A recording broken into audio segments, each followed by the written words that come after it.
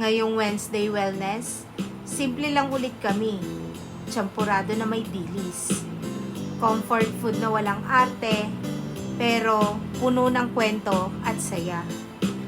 Minsan, yung akala mong simpleng merienda lang, yun pala ang kailangan mo para makabawi sa pagod. Yung tamis ng champurado, parang pahinga.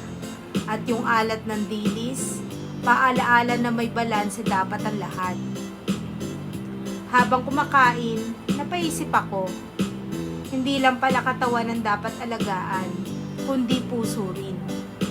Kasi minsan, ang wellness hindi nakikita sa gym o supplements, kundi sa mga sandaling nagpapasaya sa atin ng totoo. Kaya ngayong araw, kung pagod ka man, o medyo lutang sa dami ng gawain, isang mangkok ng champurado lang muna.